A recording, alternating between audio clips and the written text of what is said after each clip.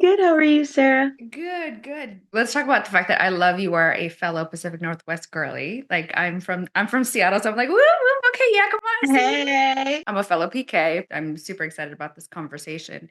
Something that I wanted to tell you is in 2010, He Wants It All came out. I Wow. was pregnant. I find out my son is going to be diagnosed. I'm going to have a son with Down syndrome, and then he gets diagnosed with autism. Wow. And that song got me through a very, very dark period of my life. Something that I think about when it comes to music is how transformative it is and also how impactful it can be to people that you don't even know exist. I was wondering, when creating songs that are that impactful, did you believe that it would be at the time? I had no idea what that level of impact looked like. But I was just writing a song in a moment of prayer with my dad when I wrote He Wants It All. My dad was trying to teach me how to hear God's voice. That's the moment that was. And just about with every song, you never really know. I've had a couple of songs where I just was like, I know who this is for. And it always feels like a win when you meet people, the people that you knew it was supposed to reach, and they say this song got me through it. But I was like 17 when I wrote He Wants It All. You know what I mean? So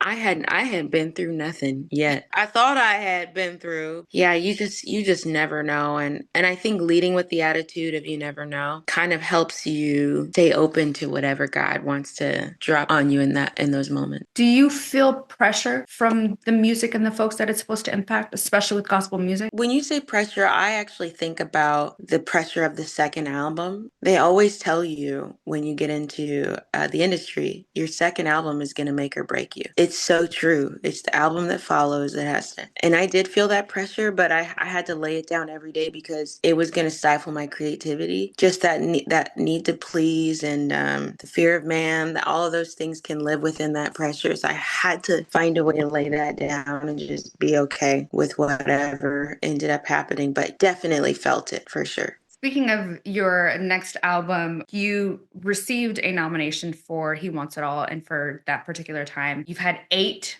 nominations and you finally win your first nomination. Walk me through how you're feeling, because as of today, it was just a couple days ago. Literally, it was just a couple days ago. I'm still getting texts from so many friends.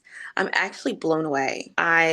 People don't know this, and I'm going to get to talk about this on my page some more in depth, but this album was so hard to finish. There were some gut-wrenching moments where we had to switch gears and change directions and lay some creative ideas down that I really felt so connected to and felt like I birthed. So there was a season of grieving for me. I mean, this is a year and a half's worth of work. Two writing camps, I think. I did. It just was like there was so much that went into it. And not even just from me, like my label, the writers, my brothers. My brother and I were laughing last night because there was a moment where I felt like I got the wind knocked out of me. And he was dragging me to the studio to write and talking about me behind my back to my dad, like, man, dad, she don't want to, she don't want to work. I try to, and he's right, but the thing that's really cool is when you press through, and pressing through doesn't always look like getting your attitude together and pressing through. You know what I'm saying? There's some stuff you do sad because you're still not able to shake that feeling, so you're just doing it in faith and doing it because you have to finish. You're doing it for the finish. It's just cool that God connected the dots and that the work of art, the full work of art is impacting people. And so I'm really thankful for my team, everybody that put work into this album. You mentioned grief. Can you talk me through what grief you were dealing with while writing, and also what was the most difficult song to write on this particular album? The grief was, and I don't want to seem shallow because I know there are people that really deal with the loss of loved ones. The grief was for me, I had this whole idea that I felt like the Holy Spirit dropped on me in its full package. And I felt like I knew how it was supposed to play out.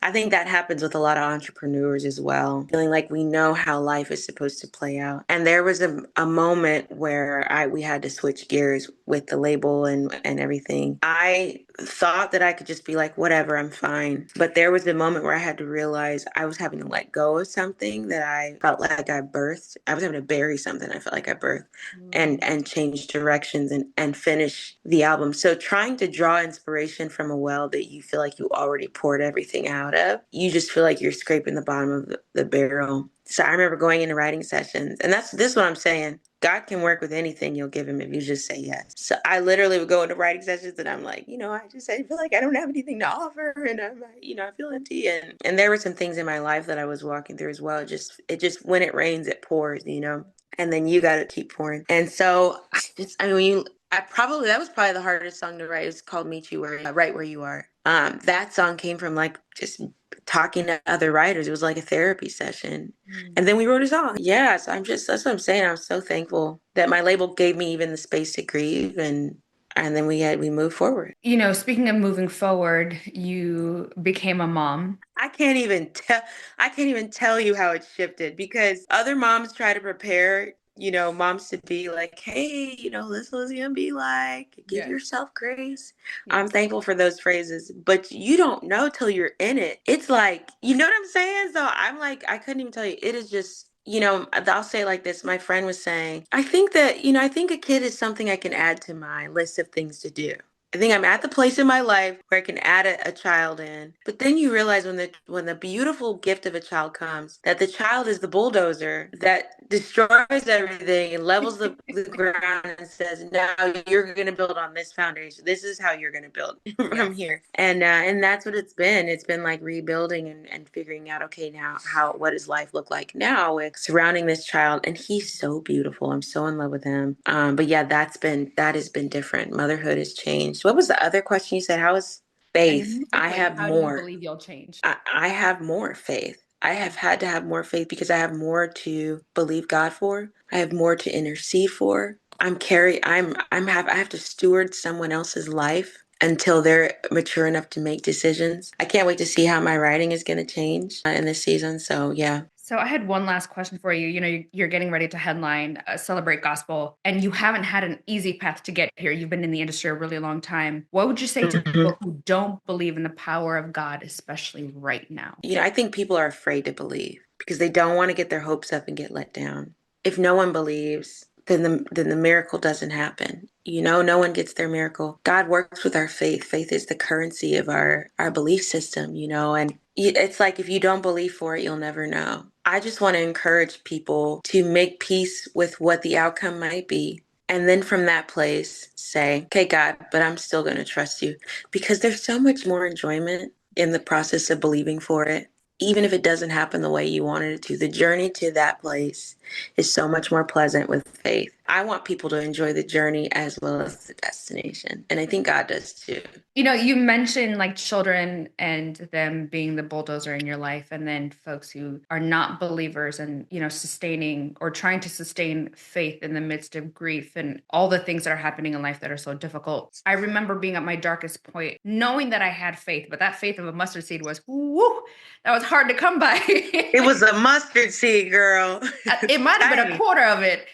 right? And so I would love to even have a word of encouragement to mothers who are dealing through very, very difficult seasons, who are also wanting to pursue their dreams and pursue their calling from the Lord and not knowing where to go in the midst of children and, even entrepreneurship or music, and wanting the permission to pursue those things that are meant to fulfill us. Well, first of all, you have permission. And I think maybe they just needed to hear. Sometimes you need to hear someone like me and you with skin on them say, go for it.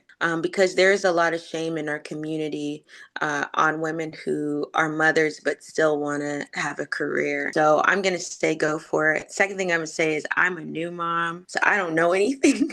I'm constantly calling my friends and saying, how do I do this? I And don't they're know like, anything well, either. Mine are make it up, 13 and right? You 14. make it up.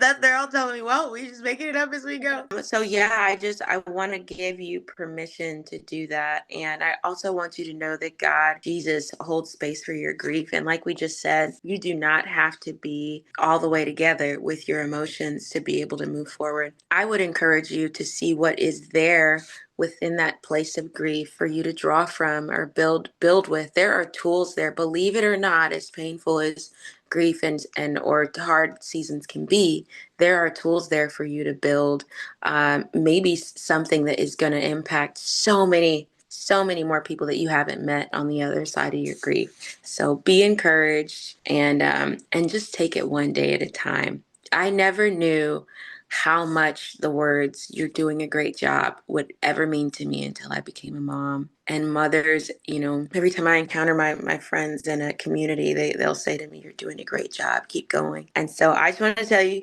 take it one day at a time, and you're doing a great job. Thank you so much. And I cannot wait to see you perform on Sunday. Thank you. It's Sunday, right? The 8th. Seeing you perform on the 8th. Saturday, I think. Saturday. Yeah. I'm Yeah. so excited to see you Thank perform. you. Congratulations on everything and continued success. Thank you, Sarah. All right. Thank I'll you. see you soon. Thank you. Take care.